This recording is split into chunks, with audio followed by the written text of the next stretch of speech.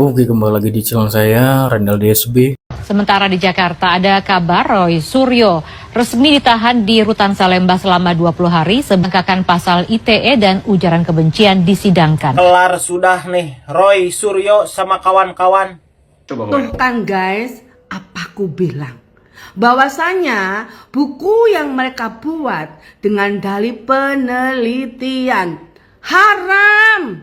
Wes toh. Kalau buku tuh haram, jadinya ya seperti ini, saling tuduh, saling serang, saling siapa yang nerima uangnya. Nah, wong buku haram kok dituku. Dari kemarin-kemarin sudah saya bilang bahwa buku yang mereka jual itu buku haram. Jadinya ya seperti ini. Bukunya memalukan. Wis menjelek-jelekan Pak Jokowi, menyerang Pak Jokowi, plus ditayangkan, diedarkan tanpa persetujuan Pak Jokowi, kuwi jenenge haram. Apapun hal yang haram tidak berkah dan barokah. Jadinya saling cakar-cakaran, saling tuding, saling menerima uang, saling tuduh menuduh. Nah, wong buku haram kok dituku. Nah sekarang bagi mereka yang beli buku haram, yo rasakan, gak berkah, barang haram itu gak berkah. Pemene cewang Roy Suryo kuwi. Sing penting dak iki entuk duit ngono kali ya. Sembuar kadung terjun. Sudah kadung terlanjur basah. Ya jelas saja dia nggak bisa minta RJ, wong dia mantan nabi, apa yo iso dapatkan RJ. Sekarang terbongkar semuanya. Nah dengarin sih, kok di video saya kok para buzzer yang dulu sering nyerang saya itu ya, sekarang kok nggak ada. Sudah pada ngacir semua orang-orang para buzzer mereka ya, buzzer-buzzernya Roy Suryo dan teman-temannya itu sudah nggak ada. Video saya sepi sama buzzer mereka. Biasanya video saya yo cuang kami buzzer iku gak karu-karuan. Nah, sekarang terlihat, terbukti bahwa buku itu haram, gak berkah dan gak barokah. Yo syukur sekarang malah jadi gontok-gontokan saling menyalahkan tentang buku itu. Pak Roy Suryo. Ini bukan masalah Anda masih simpan amplopnya ya, belum buka amplopnya Pak Roy. Masalahnya Anda sudah membawa pulang uang itu. Sudah menerima uang itu. Terserah uang itu mau dibuburkah, mau digorengkah, mau diapa kek. Nyatanya Anda sudah bawa pulang uang itu. Artinya Anda menerima gitu loh. Nggak menolak Pak Roy. Udah gitu bawa-bawa nama Tuhan lagi. Demi Allah. Aduh bersumpah kok. Di atas kebohongan sih Pak Roy. Pak Roy bahaya, Pak Roy dosa. Astagfirullahaladzim. Inilah si Panci nih, suka kan ngaku-ngaku. Iya, saya yang buat. Bukan kau yang buat. Itu kan komisi yang kau salah seorang di antaranya. Ada di komisi itu. Seharusnya kau bilang, saya ikut membuatnya, saya ikut menyusunnya. Selalu saja kau bilang, iya saya membuat. Tapi kau masuk penjara pun gara-gara undang-undang itu. Gimana orang sibuk bekerja nyusun undang-undang itu, kau tidur? Ya nggak tahu lah kau apa isi undang-undang itu. Sejak kapan orang boleh memamerkan KTP orang lain? Dan apa kepentinganmu? Sedangkan si Risman itu menyerahkan KTP-nya kepada pengacara. Untuk kepentingan advokasi hukumnya. Bukan untuk disalahgunakan, dipamerkan kemana-mana.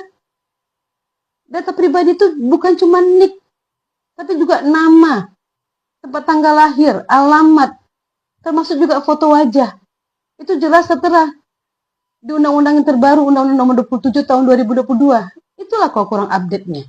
Yang kau anggarkan cuma 2008. Memangnya dunia ini nggak berkembang? Nggak ada perubahan undang-undang? Di tahun 2008 pun tuh nggak boleh. Bukan hanya nik yang harus dilindungi. Data pribadi orang tuh bukan cuma nik, nomor identitas itu aja, tapi juga nama kita, foto wajah kita, alamat paling utama. Oh enggak, saya tahu. Udah ditanya, itu alamat enggak termasuk. Pede kali kau. Itu udah bisa kau diperkarakan. Laporkan aja Mon. Si Tifa juga. Sebesar apa tuh pamerkannya? Enggak ada itu tuh pindiknya Rismon. Segala macam cara dilanggarnya hanya karena apa rasa bencinya itu. Betul itu caption yang ada di video yang aku stitch ini.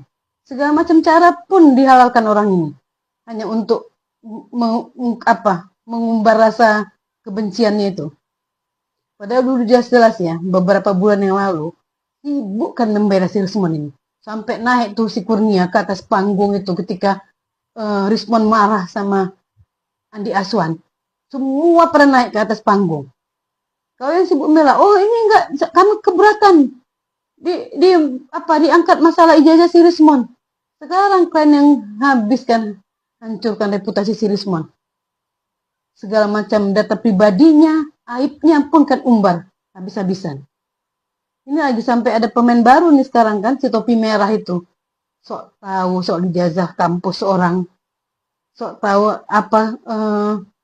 sistem keamanan dalam ijazah yang dikeluarkan sebuah universitas. Tapi dia masih ada sopannya. Dia bilang ini masih analisa. Tapi orang-orang ini memanfaatkan anak muda ini. Bocil ini dimanfaatkan untuk mengglorifikasi bahwa Rismon itu melakukan editing sama ijazah Pak Jokowi supaya kelihatan watermarknya. Ada di statusnya Joshua. Perlu nggak kita jelaskan nih soal penemuan analisa yang dilakukan oleh si topi miring? Kebanyakan tuh menjawab nggak perlu, nanti tunggu pengadilan. Iya, jangan tiru mereka. Semua diumbar di muka umum seolah-olah itu acara bersuara itu udah dianggap mereka persidangan. Ya ada sekarang muka Roy Suryo itu di acara bersuara, nggak ada tenangnya mukanya, kerutannya udah kelihatan jelas, mukanya mengandung amarah, nggak ada lagi, ketawanya pun terpaksa.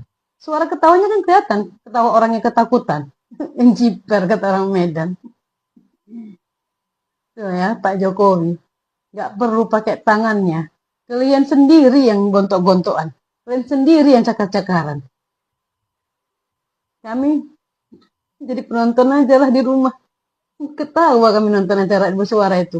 5 jam kan berantem habis-habisan sesama kalian. Cepatlah masalah ini sampai ke persidangan. Seru pas lihat kayak mana Roy Suryo. Seperti kata si Rismon, ditelanjangi. Habis akan ditelanjangi. Yang jadi saksi ahli itu bukan Rismon. Udah jelasnya nggak mungkin ijazahnya palsu jadi saksi ahli.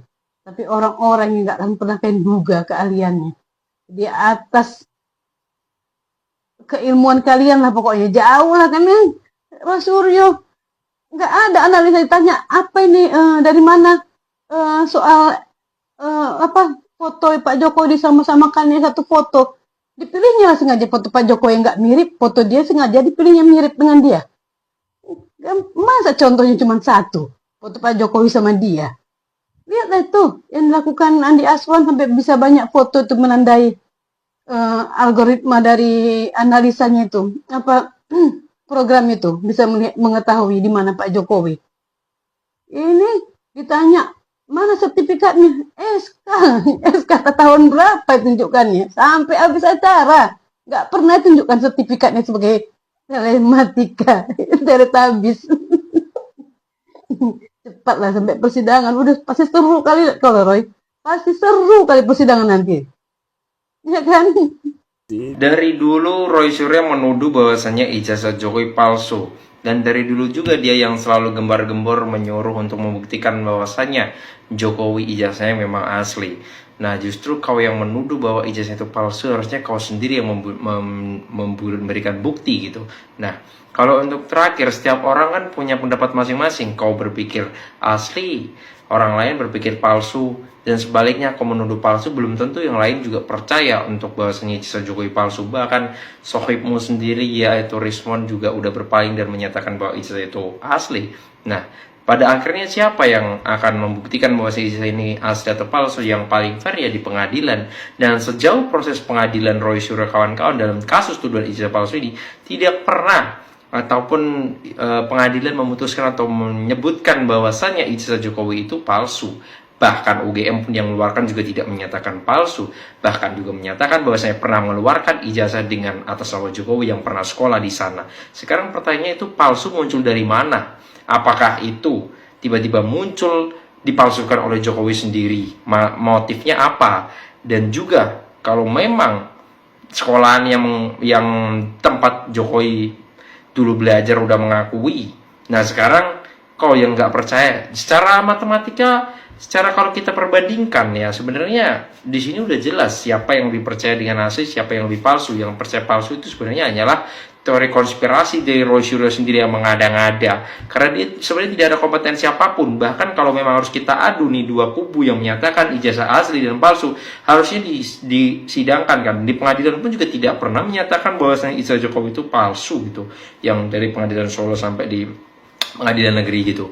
Sekarang pertanyaannya, ini mau dibawa kemana gitu loh. Dan dia terus berusaha untuk meminta Jokowi untuk menunjukkan yang asli. Kalaupun ditunjukkan, tetap saja akan dikatakan bahwasanya ijazah itu palsu. Dan sebenarnya apa yang ditunjukkan pun seperti ini, apapun yang udah beredar, itu juga sebenarnya juga mungkin juga sudah benar-benar daripada ijazah Jokowi. Tapi kasus ini tidak akan berhenti, karena Rosyidnya akan terus mencari celah-celah untuk memantapkan daripada argumennya. Tapi ya ini tidak akan pernah berakhir tujuan ijazah palsu ini. Sekalipun itu Jokowi tiba-tiba ngomong di Monas atau di mana tiba-tiba menunjukkan ijazahnya, itu tidak akan pernah berakhir. Udah terbukti, anaknya sendiri Gibran kemarin udah menunjukkan ijazahnya juga ada aja dicari bahwa saya dikatakan itu palsu. Gimana komentar kalian guys? Alhamdulillahirabbil alamin, ya Allah, wa syukurillah, wala haula wala quwata illa billah.